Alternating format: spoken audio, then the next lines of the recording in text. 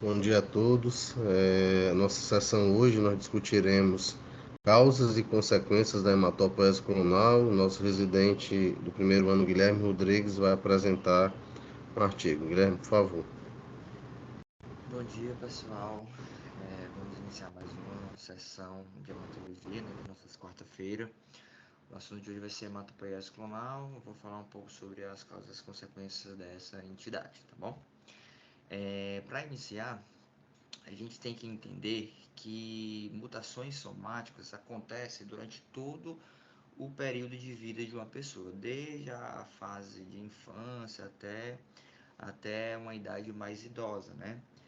O problema é que essas mutações somáticas elas aumentam com a idade, ou seja, é mais frequente acontecer essas mutações somáticas no idoso do que na criança, mas a criança também está sujeito a ocorrer mutações somáticas. E essas mutações somáticas elas estão subjacentes ao desenvolvimento de câncer e também de doenças não malignas, como também da hematopoiese clonal.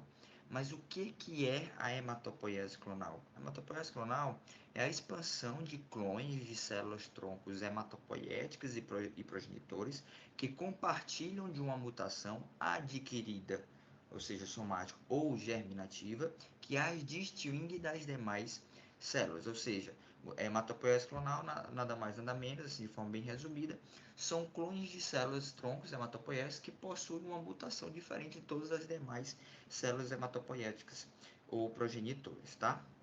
E essa hematopoiese clonal, ela também aumenta com a idade, é mais comum em idosos, tá? Ela é uma condição pré-maligna, certo? Um paciente que tem uma hematopoiese clonal tem um risco aumentado de neoplasias hematológicas, mas existem outros fatores que interferem nesse processo que eu vou falar mais adiante. E a hematopoiese clonal também está associada a doenças não malignas, doenças cardiovasculares, doenças autoimunes, que eu também vou detalhar um pouco por que tem essa associação mais na frente, tá? E para a detecção, né, para o diagnóstico de hematopoiese clonal, para a detecção dessas mutações, existem diversos métodos que a gente pode utilizar, né, desde métodos de PCR, como também cariótipo, FISH e sequenciamento de nova geração, que é o NGS, onde o NGS é o método mais sensível atualmente para promover a identificação dessas mutações, porque o NGS ele já pega a um nível molecular, tá bom? E com essa figurinha eu consigo mostrar para vocês sobre os tipos de hematopoiese clonal, certo? Existem vários tipos e subtipos de hematopoiese clonal. Primeiro, a hematopoiese clonal é dividida em dois grupos, tá? Grupos de clones onde tem uma mutação que já é do nosso conhecimento, tem alguma relação com condições mieloides e linfóides, tá? Esse grupo. E existem grupos que possuem mutações que essas mutações não têm alguma relação, não é do nosso conhecimento, não tem alguma relação com nenhuma condição hematológica mieloide e linfóide, certo? Daqueles grupos, do grupo que tem a hematopoiese clonal, que possui alterações que já é do nosso conhecimento, que tem uma relação a alguma condição hematológica, certo? Ela é subdividida em dois grandes grupos. Isso vai variar pela fração alélica variante, certo? Uma fração alélica variante menor ou igual a 2% é chamado de microhematopoiese clonal, certo? Agora, uma fração alélica maior ou igual a 2% já temos uma subdivisão, certo? Da hematopoiese clonal mieloide e da hematopoiese clonal linfóide, certo? Essa figura eu tirei do artigo e no artigo ele coloca aqui uma fração alélica menor do que 2%, mas isso eu acho que o autor colocou de forma equivocada. É uma fração alélica maior do que 2% para ser considerado uma hematopoiese clonal mieloide e hematopoiese clonal linfóide. A hematopoiese clonal mieloide são aquelas que possuem alterações citogenéticas, alterações moleculares que predispõem a uma condição mieloide, alguma condição hematológica mieloide. Já a hematopoiese clonal linfóide é aquela que possui mutações que têm relações com alguma condição linfóide, certo? E para ser determinado o mieloide ou linfóide, tem que ter uma fração alérgica maior do que 2%. Se tiver menor do que 2%, é chamado de microhematopoiese clonal. A hematopoiese clonal mieloide temos 3, certo? A hematopoiese clonal de potencial determinado, a citopenia clonal de significado indeterminado e alterações cromossômicas em mosaico mieloide, tá? Linfóide, temos a hematopoiese clonal de potencial indeterminado e alterações cromossômicas em mosaicos de linhagem linfóide, tá? E existe uma condição que possui alterações citogenéticas tanto para a linhagem mieloide quanto para a linhagem linfóide, que a gente chama de ambígua, tá? Vou detalhar um pouquinho agora sobre cada um, tá? Agora, especificamente a hematopoiese clonal mieloide. Eu tirei essa tabela de uma revisão do AJH de 2023 sobre síndrome mielodisplásica, que ele também fala um pouquinho, que nessa revisão fala um pouquinho sobre hematopoiese clonal. Nessa tabela faz um comparativo, né? Mostrando a diferença entre a hematopoiese clonal de potencial determinado e a citopenia clonal de significado determinado. A diferença basicamente é que, eu vou chamar de chip, né? Para não ter que ficar falando o nome completo, que é um pouquinho grande. A diferença de chip para CCUS é que na chip a gente verifica que o paciente não vai ter citopenias, o paciente não vai ter displasias e vai ter aquelas mutações somáticas relacionadas a uma linhagem mieloide, na qual as mais frequentes é a TET2, DNMT3A e a SXL1, certo? Já na CCUS, o paciente ele vai ter citopenias, tá? E ele pode ter displasia, não uma displasia significativa como uma síndrome mielodisplásica, né? Uma displasia maior do que 10% nas linhagens. Aqui a displasia é mais discreta, certo? Menor do que 10%, ou pode não ter a displasia. E também vai ter alterações moleculares, mutações moleculares, que as principais, como eu falei, é a DNMT3A, TET2 e a XL1. A CCUS, ela tem um risco maior para progredir para uma SMD ou uma LMA, certo? Um risco que pode chegar até 80% em 5 anos, dependendo do estado mutacional, que eu vou detalhar um pouco mais na frente, tá? A CHIP, né? Ela tem um risco mais baixo, mas esse risco é aumentado quando tem alguma relação, quando o paciente faz alguma terapia citotóxica, alguma quimioterapia citotóxica, tá bom? CHIP e CCUS está presente em 10 a 20% de indivíduos maiores de 70 anos de idade, como eu falei, são mais prevalentes em idoso, certo? E enquanto que as principais mutações são essas 3 que eu falei, né, em torno de 87% vai ter essa mutação, 13% dos casos vai ter umas mutações que são consideradas assim, de maior risco, estão relacionado a uma progressão para uma condição hematológica mais agressiva, como TP53, SF3B1, SRSF2, JAK2, certo?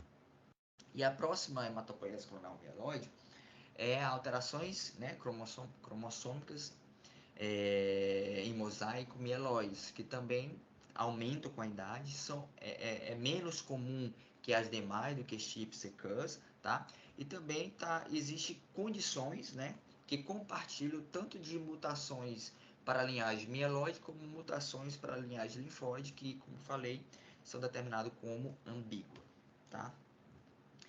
Em relação à hematopoiese clonal linfóide, como eu falei naquela figurinha, tem a L-chip e a LMCA, certo?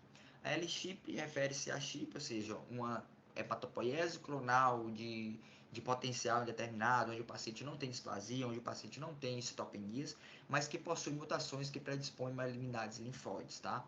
Aumenta com a idade, como as demais hematopoieses clonal, só que ela é muito menos comum do que as hematopoieses clonais de linhagem linfóide, tá? E existe, né, alterações cromossômicas em mosaicos linfóides, na qual vai ter aberrações, né, cromossômicas, aberrações citogenéticas, que predispõem malignidades linfóides. Enquanto que CCUS, CHIP, são mutações moleculares, né, nessa outra, né, as MCA são mutações citogenéticas, são mutações numéricas, são mutações estruturais a nível de cromossomos, tá?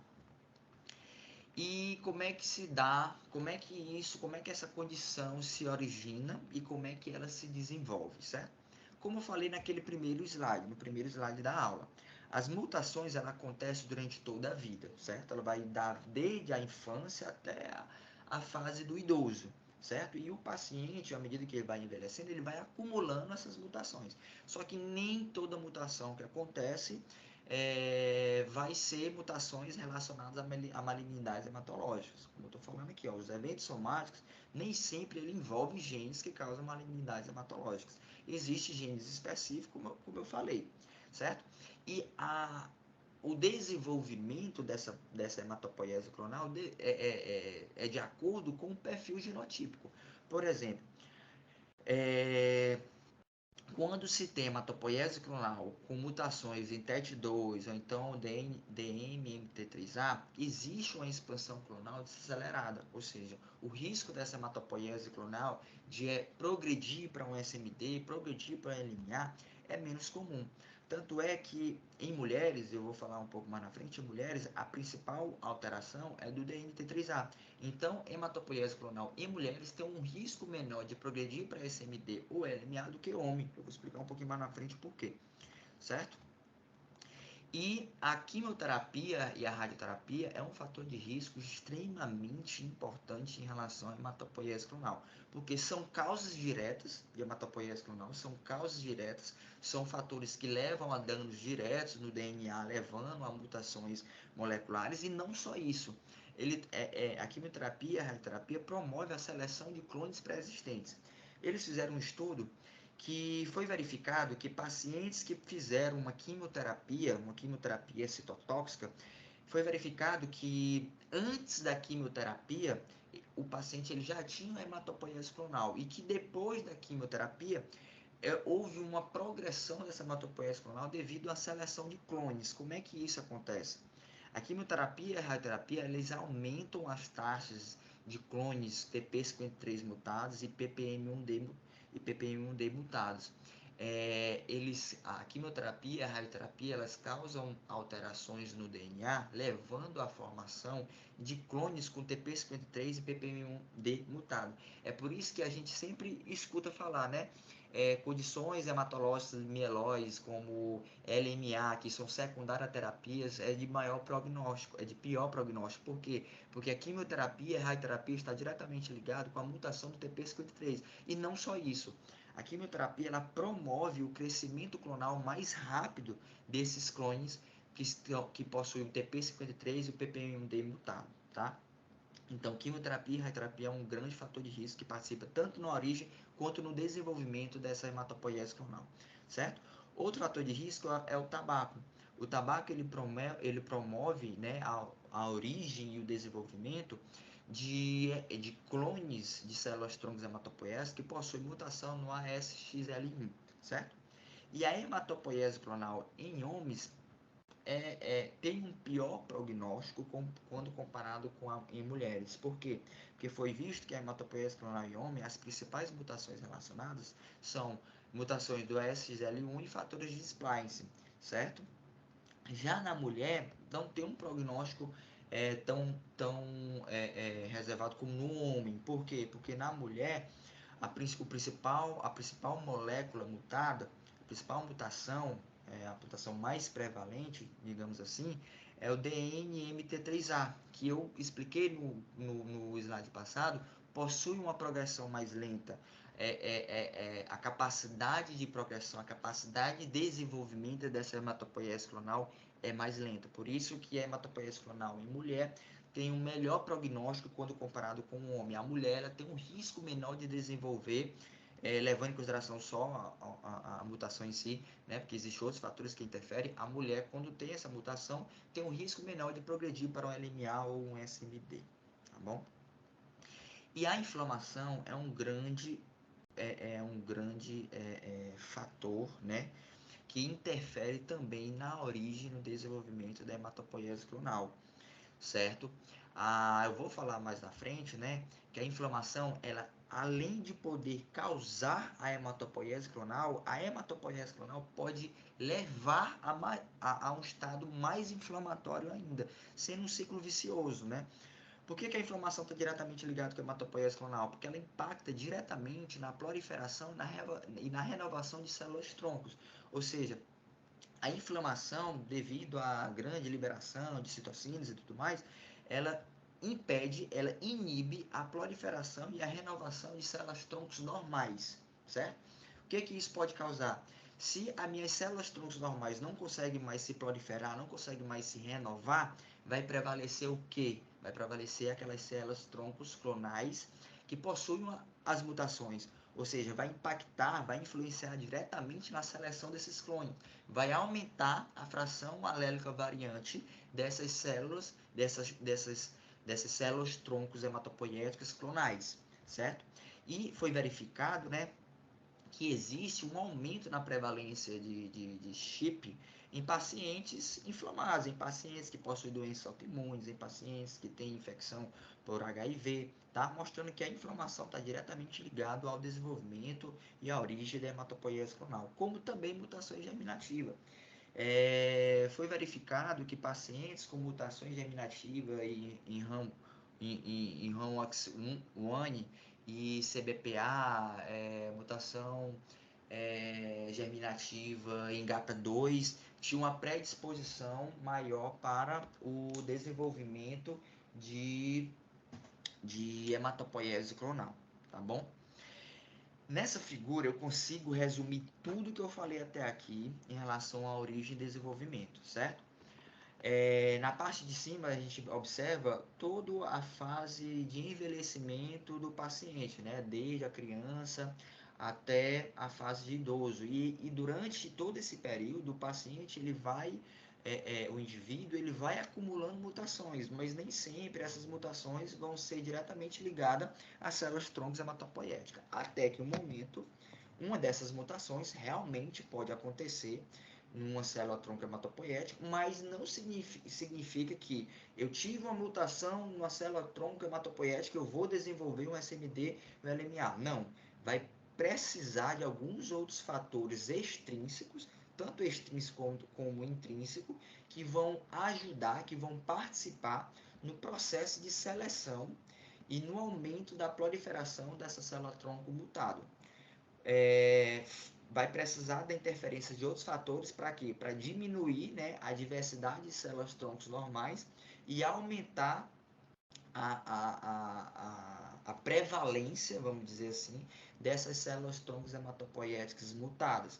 O que pode, como eu falei, o que pode ajudar no aumento, na progressão dessas células troncos mutadas? A quimioterapia e a radiação, certo? O ato de fumar, certo? Algumas mutações que são consideradas de alto risco, como TP53, como JAK2, como IDH1, IDH2, FLT3, são mutações que promovem essa seleção e promovem esse desenvolvimento, aumentando a fração, aumentando no final a fração alélica variante. A fração alélica variante, assim, de forma bem grosseira, falando assim, para se tornar mais didático, é como se uma medida que para determinar a frequência que essas células hematopoiéticas mutadas se encontram. Quanto maior a fração alélica variante, maior é a quantidade de células troncos mutadas.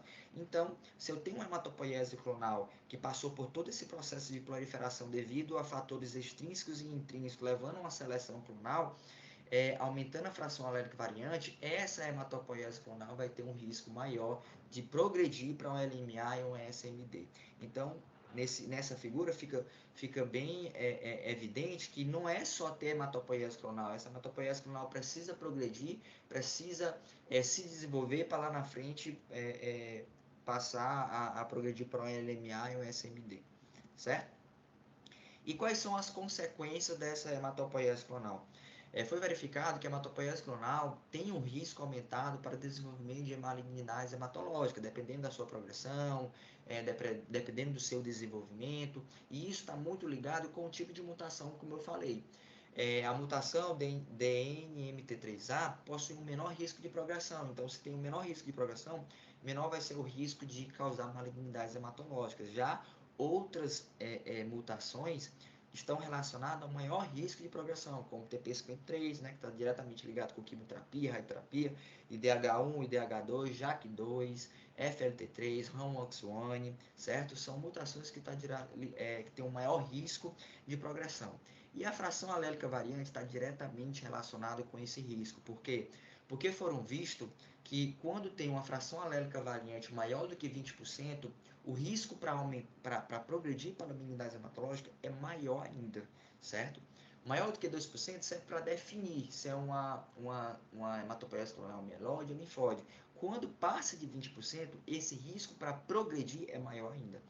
Como também o número de alterações moleculares e citogenéticas, quanto maior as alterações, quanto maior o número de alterações, de mutações moleculares e citogenéticas, maior é o risco, né, de malignidades hematológicas. E existe um score, né, o CHRS, que é um score que serve, que é utilizado apenas para chip secans, ou seja, apenas para hematopoiese clonal mieloides, que serve para determinar, né, para quantificar de forma assim, mais objetiva o risco de uma hematopoiese clonal de desenvolver um MSMD e um LMA. O único problema é que esse score só serve para, só foi patenteado, né, para hematopoieses clonais mieloide chip secans, tá? Na qual ele vai utilizar de diversas variáveis, né? Se o paciente tem apenas a mutação do DNMT3A, que DNMT3A, que com isso vai ser, né, o melhor prognóstico, menos o risco de progressão. Se o paciente tem alguma mutação de alto risco, aquela que eu mencionei, FLT3, DH1, DH2, certo? O número dessas mutações, né? Se tem uma mutação ou mais de duas mutações, certo? A fração alélica variante, como eu falei, se for menor do que 20% ou maior do que 20%, também considero o RDW, menor do que 15 ou maior do que 15, né? E também considera o volume corpuscular médio menor do que 100 ou maior do que 100, porque o volume corpuscular médio está diretamente relacionado com displasias, né? Quanto maior a displasias que esse paciente tem, maior é o risco, né, de desenvolver para uma condição hematológica mieloide. E a presença de citopenias, a gente verifica, né, que esse secans, ele tem um risco maior de desenvolver para malignidades mieloides quando comparado com o chip, e a idade, né? Maior de 65 anos de idade tem um risco maior para desenvolver condições hematológicas mieloides malignas, tá bom? E nesse gráfico mostra que hematopoieses clonais mieloides, chip secans, que são consideradas de alto risco, verifica-se, né, que a incidência cumulativa de neoplasias mieloides vão aumentando com o tempo, aumentando com o passar dos anos, e é bem discrepante o risco, certo? Pacientes de alto risco, eles, pelo score, eles possuem alto risco para o desenvolvimento, né, de LMA ou de SMD, tá bom? E existe outras consequências que a hematopoiese clonal interfere, né? A hematopoiese clonal pode interferir diretamente nos resultados de células de transplante de células-troncos hematopoiéticas, tá? A hematopoiese clonal no doador ou no receptor pode influenciar os resultados dos nossos transplantes. Foi verificado que pacientes com linfoma ou mieloma com chip que foi submetido, né, a um transplante autólogo tiveram uma sobrevida inferior e um risco aumentado de malignidade mieloide relacionado, né, à terapia, certo? E esse outro dado aqui é muito interessante.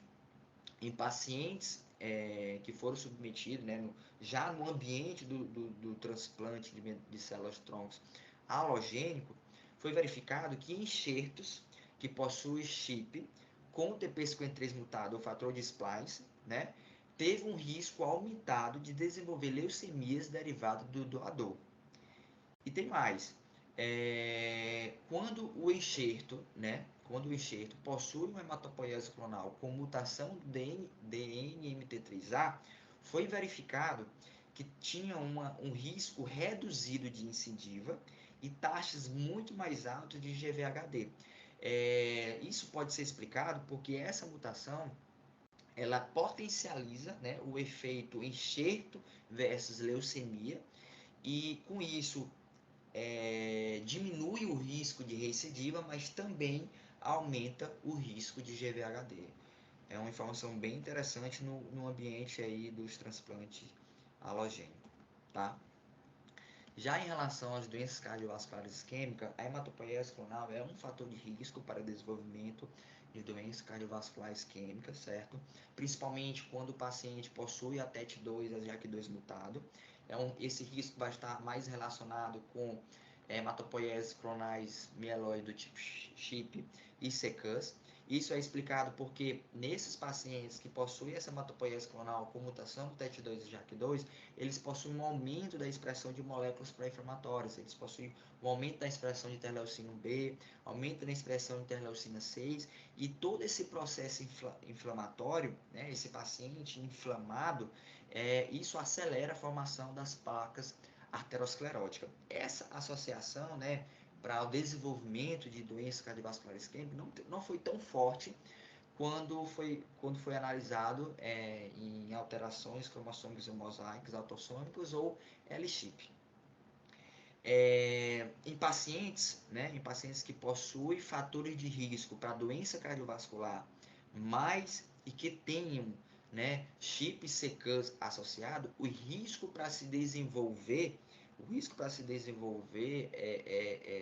uma doença arterial coronariana ou um AVC isquêmico é aproximadamente 2 vezes maior, certo? Ele associa até como se fosse um impacto como o tabagismo.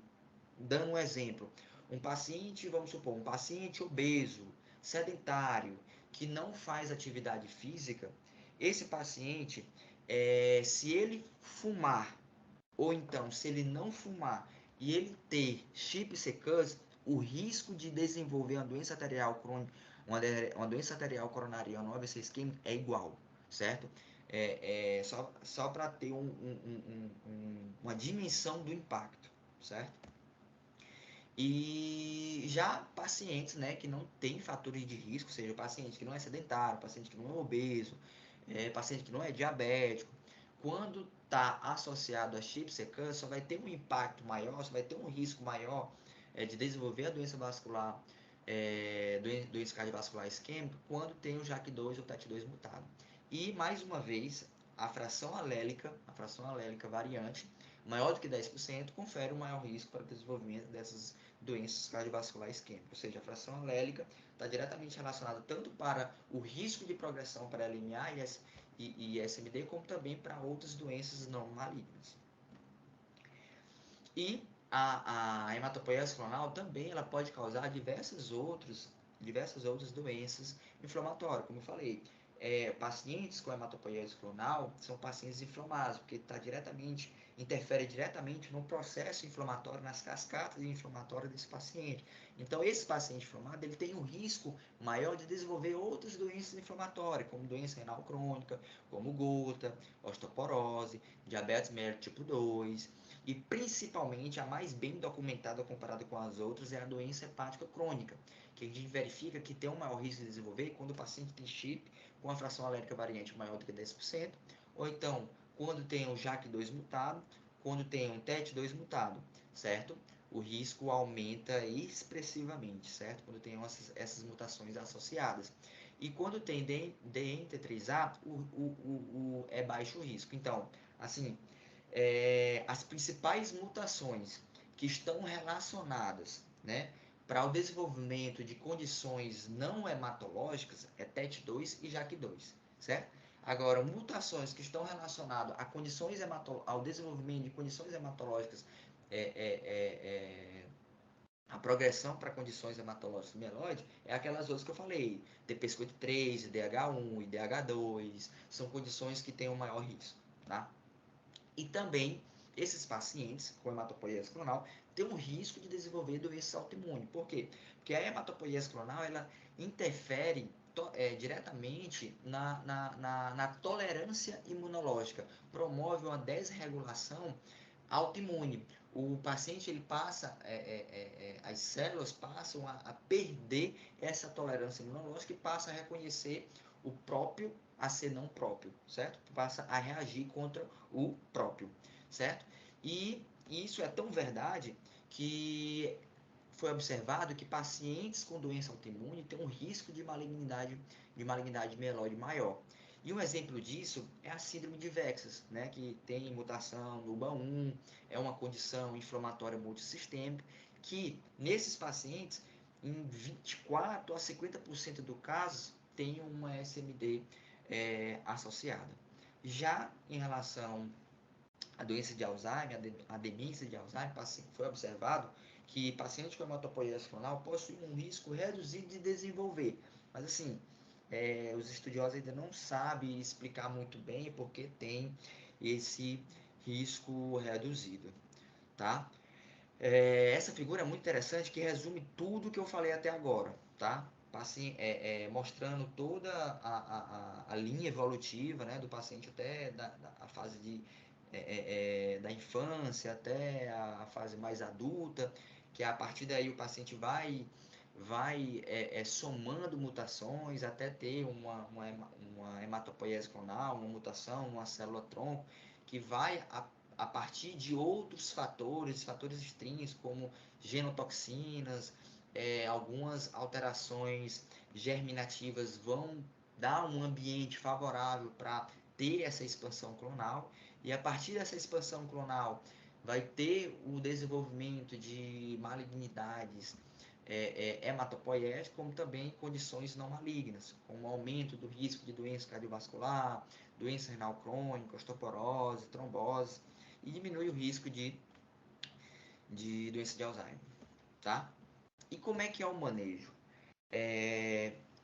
A hematopoiese clonal assim, mais bem estudada, né, a que está mais bem definida, são hematopoieses clonais mieloides, tanto é que existe o SCORES, né, o CHRS, certo? Então, assim, não se sabe muito bem do quais condutas tomar quando é de linhagem linfóide, certo? As mais bem estudadas são pacientes com hematopoiese clonal mieloide. Então, todos os pacientes que tiver CHIP-CECUS, tá? A gente vai ter que aplicar nele o CHRS para definir se ele é de alto risco, intermediário risco e baixo risco, para a partir daí ter um acompanhamento diferente, certo? Porque pacientes de alto risco, o risco em 10 anos de desenvolver uma malignidade mieloide é mais do que 50%. Paciente intermediário risco é em torno de 7 a 8%, e paciente de baixo risco, graças a Deus, a maioria da população tem um risco menor do que 1%. E a partir dessa estratificação de risco, a gente vai acompanhar de forma diferente, certo? Paciente de alto risco, a gente vai ter que ter um acompanhamento com um hematologista assim, mais de perto, tem que ter uma avaliação com o hematologista a cada 3 a 6 meses, fazendo um NGS anualmente. Esqueci de falar para vocês que esses pacientes aqui, né, no diagnóstico, eles vão, o artigo coloca que no diagnóstico eles vão ter que fazer um NGS, né, para definir quais são as mutações, né, e definir o risco, como também vai ter que fazer uma biópsia de medula para verificar displasias, citopenias, para a gente ter informações suficientes para fazer a estratificação de risco, né. Aí, pacientes que teve de alto risco, né? Tem que fazer um acompanhamento mais de perto, como eu falei, fazendo um NGS anualmente, e vai repetir a biópsia de medula óssea apenas se tiver alguma alteração clínica que sugere progressão, certo? Já os pacientes de intermediário risco, pode fazer um acompanhamento assim mais alargado, né? As consultas podem ser mais alargadas, tendo um acompanhamento anual. O NGS a gente só vai fazer se o paciente tiver uma alteração clínica que pode indicar progressão. Por exemplo, o paciente não tinha citopenia e aí passou a apresentar citopenia. É válido eu repetir esse NGS, é válido eu repetir uma biópsia de medula óssea para verificar se não teve uma progressão, certo? Se não progrediu para SBD, se não progrediu para LMA. E já os pacientes de baixo risco, também, eu posso fazer um acompanhamento assim mais de longe, com consultas anuais, e eu vou fazer o NGS e uma biópsia de medula apenas se tiver alterações clínicas sugestivas de progressão. Em relação ao manejo das consequências não malignas, que é, por exemplo, osteoporose, doenças renal crônicas, doenças cardiovasculares. Eu vou ter que tratar os fatores de riscos que aumenta o risco para ter essas condições. Como, por exemplo, eu vou ter que tratar a hipertensão do meu paciente, eu vou ter que tratar a obesidade, a diabetes mellitus, eu vou ter que tratar o quê? Os fatores de riscos para essas condições. Eu vou ter que encaminhar para um especialista, o paciente que tem diabetes mellitus vai ter que acompanhar mais de perto com endócrino, certo? Encaminhar para o cardiologista para manejar as doenças cardiovasculares que podem ser consequências da hematopoiese clonal, ou seja, vai ter que ser um acompanhamento em equipe, tanto do hematologista quanto das outras condições não hematológicas que a hematopoiese clonal pode causar.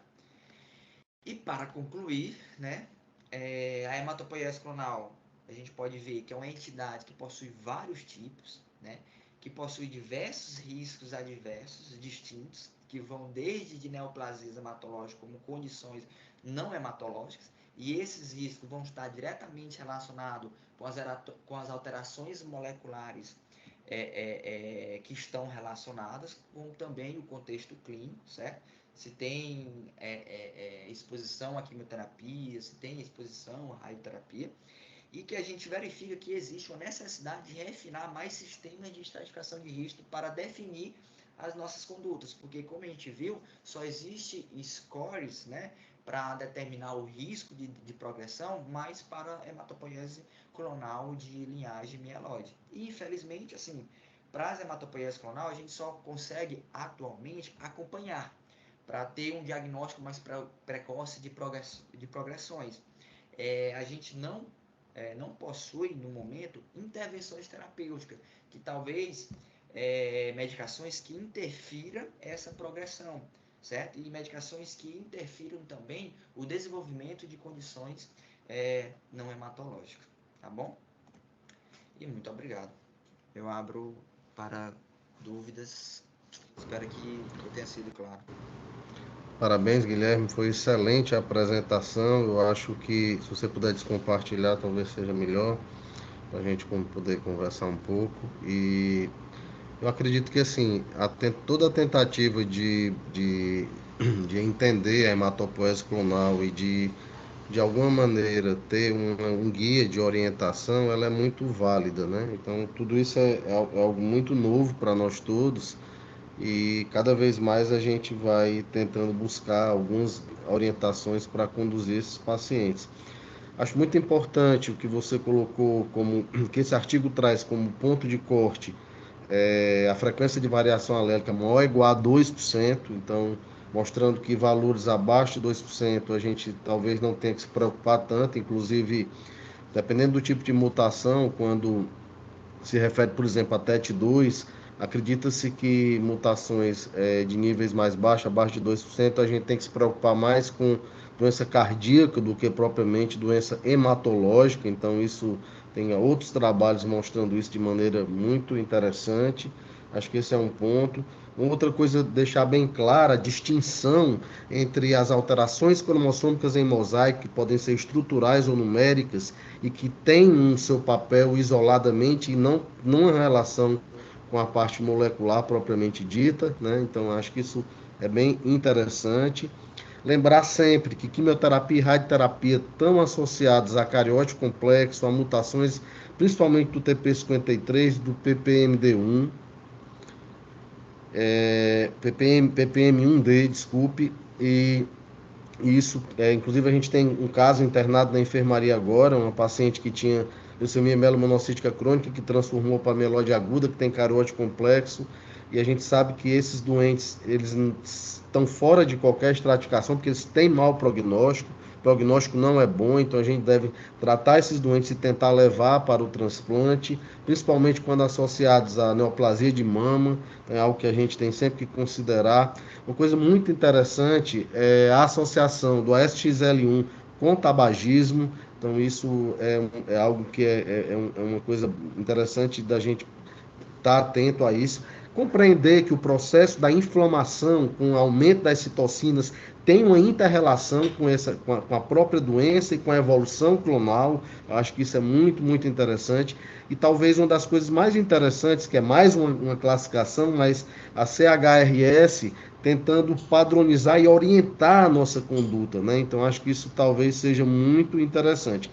Dois pontos que eu acho que são muito válidos para quem faz transplante de medula óssea, pensando nesse aspecto, é a possibilidade da doença, da leucemia derivada, né, do doador, e quando você tem a mutação do P53 no enxerto, e mesmo o papel do DNMT3 como melhora do prognóstico, mas, entretanto, um aumento da doença do enxerto contra o hospedeiro.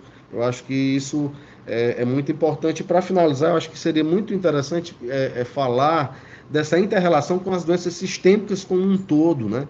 Então, acho que isso abre a nossa cabeça de que essa alteração clonal, ela não é uma alteração só do hematologista, mas ela interfere com as várias outras especialidades dos nossos colegas que fazem clínica médica.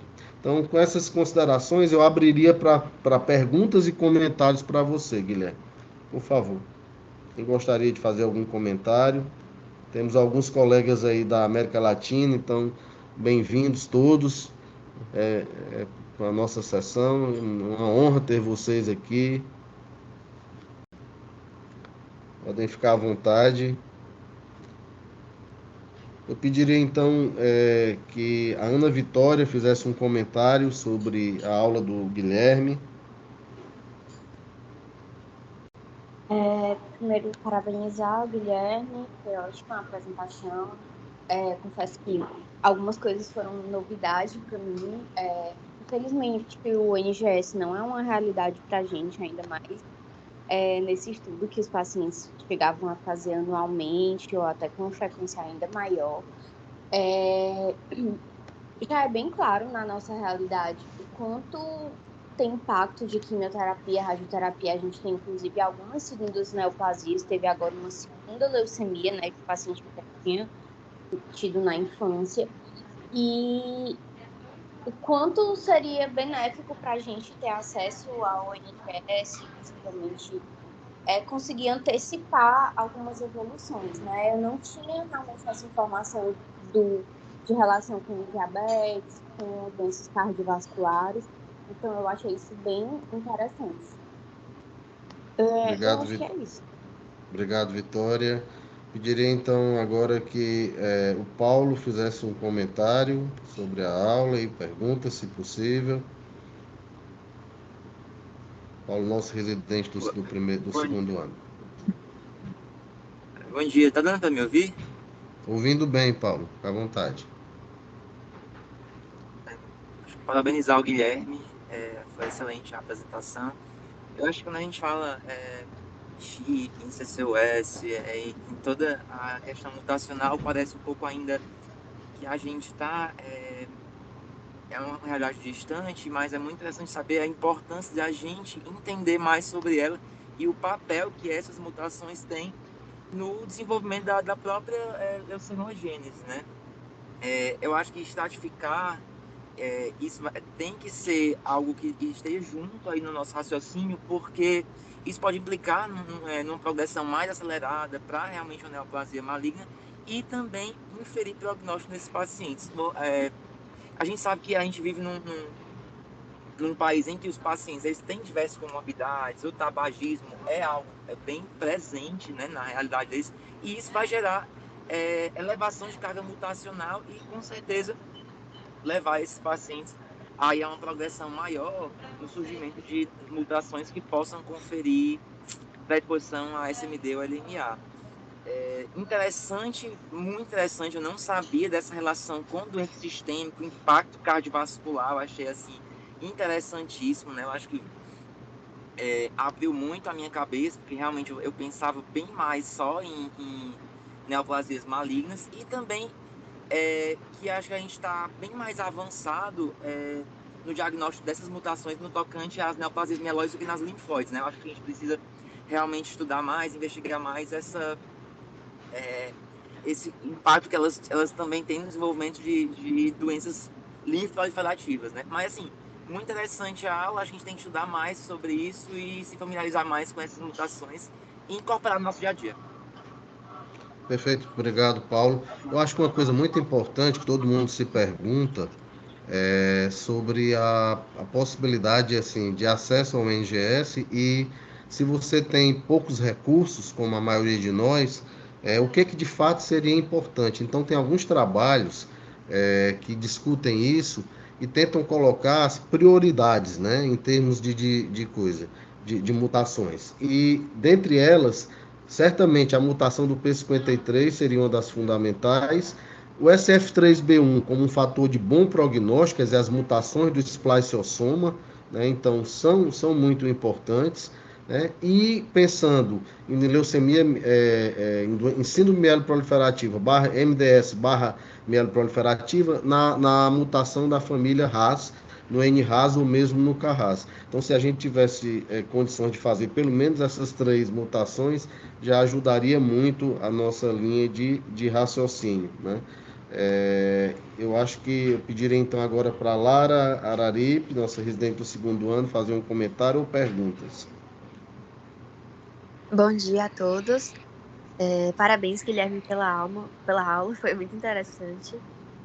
Eu acho que os meninos falaram coisas que eu também tinha pensado, né? Mas uma coisa que eu acho que chamou a atenção de todos e que eu fico pensando que talvez seja uma coisa para a gente se atentar mais é essa questão mesmo da correlação com doenças sistêmicas, né? Porque considerando que são pacientes que a gente acompanha de forma frequente, assim, né? Esses pacientes, eu lembro do nosso ambulatório que a gente tem vários pacientes, né? Que tem, não, assim, a gente tem alguns pacientes que têm hematopoiesia clonal e que frequentemente vão ao ambulatório, assim, a cada 6 meses ou até com menos frequência, para a gente avaliar, e a gente foca muito na parte hematológica, óbvio, que nós somos hematologistas, mas como existe uma correlação muito grande, né, é muito interessante que a gente faça essa triagem também, né, para esses pacientes que estão com a gente de forma frequente. Então, relação com doenças cardíacas, né, relação com doenças inflamatórias, que muitas vezes podem ser o que vai acometer o paciente até antes do que uma doença hematológica propriamente dita, no sentido de uma inflamação para um SMD mesmo.